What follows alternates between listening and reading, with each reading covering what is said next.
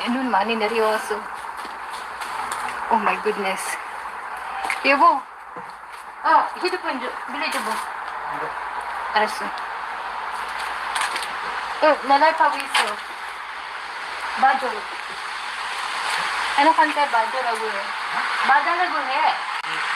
Nalay pawiso. Alijo. Grabe ang panahon. Hindi ko maintindihan. March na, lakas ng snow. Andito ako sa veranda.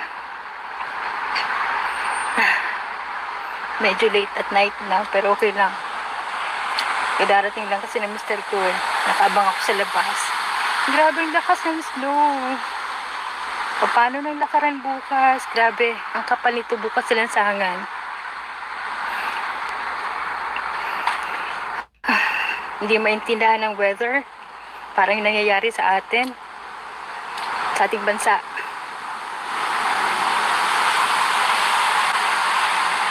Pa-welcome na tayo ng spring season. Biglang umuulan ng snow pagkalakas-lakas pa. Grabe. Nakikita niyo po ba yan? Ang lakas. Grabe.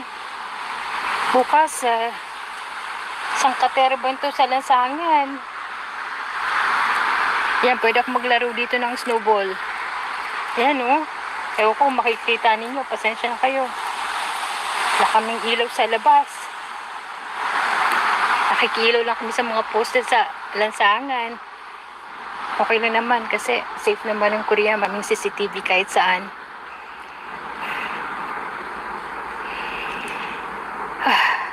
Diyos ko. Pray for Philippines. Hindi lang domestic ang news, naging global na, naging international na po. Siguro, itong panahon na to nakikisimpatya sa ating mga nararamdaman. Sa mga hindi mapagkatulog, sa mga umiiyak. Mahirap mawalang tatay, mawalan ng napaka mabuting tatay ng ating bansa. Kahit ako, nagdarasal din para sa pagkakaroon ng maayos na bansang Pilipinas. Kasi pangarap naman ito ng majority ng mga Filipinos. Kaya ang ating panalangin para sa ating Tatay Digong, I should call it Tatay D kasi somebody else, some other people say Tatay Digong, Tatay Duterte, Tatay Diggs. So I better say Tatay D na lang. Tatay D stands for Digong, Duterte, Diggs. For me, it's all round into Tatay D. Diyos ko. Ayoko magpakita on live, kasi iyakin din po kasi tayo eh.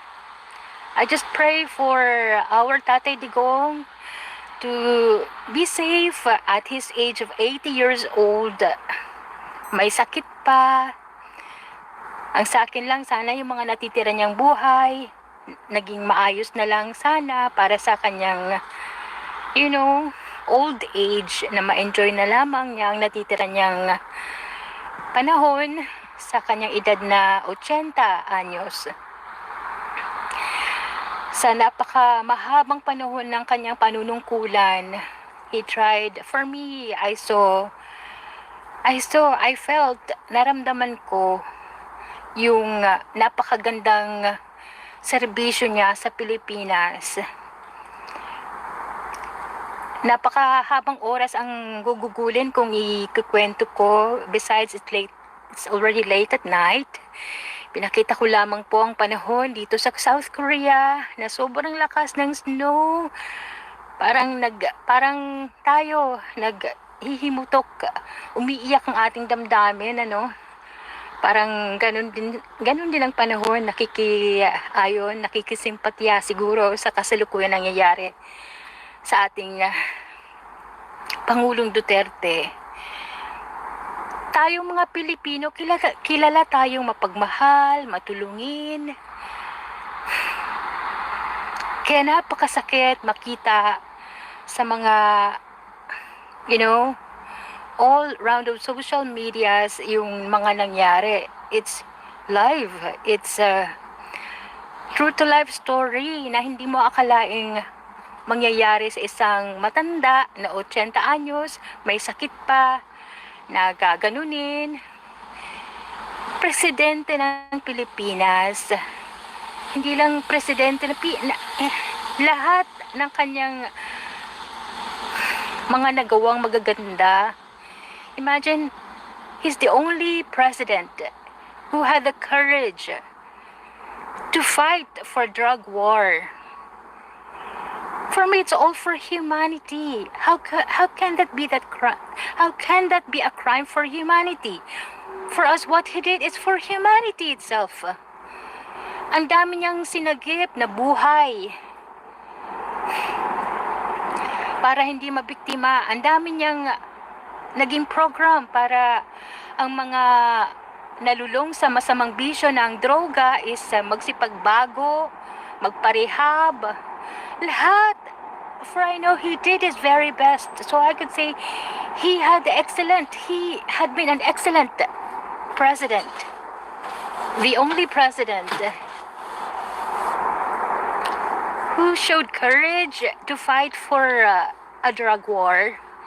And for me, that is, he did that to protect our humanity. So for me, he's the most loved president among all the presidents of the Philippines. So, tulad ng panahon na to, magdasal tayo para sa ating pinakamamahal na Pangulo. Napakabuti, napaka-humble,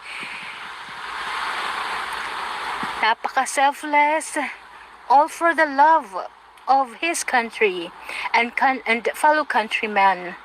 Hindi na niya inisip ang sarili niya, ang pamilya niya, kasi he has so much love for all of us.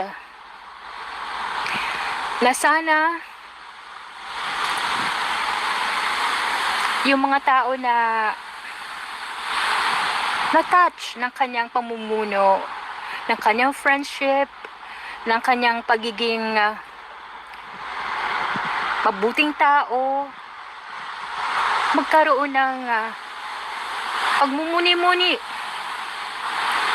Nararapat ba ito sa isang matanda na ganunin na lang, may sakit pa, itapon sa ibang bansa, pahirapan? Parang pinatay nyo na rin yung matanda. Isipin mo lang, hindi mo kakayaning isipin na magagawa mo yon kung mabuti kang tao.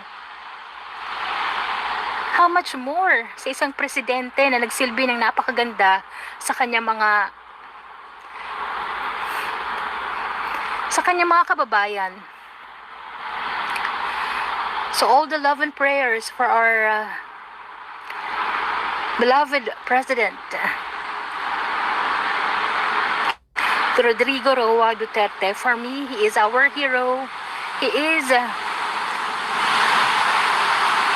forever be loved, and his legacy will always be known for the coming generations.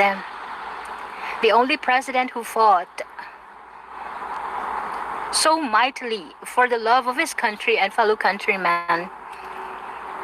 The only president who had the courage to fight for a drug war. That is his legacy na hindi magigiba ng kahit sino. Hindi matutumbasan yung kanyang mga naging effort. Tulad nito, naghihimot ang kanyang damdamin. Pero kahit na siya nahihirapan sa kaloob-looban niya, pinapakita niya malakas pa rin siya. Kasi ganun talaga siya, no? He's a warrior.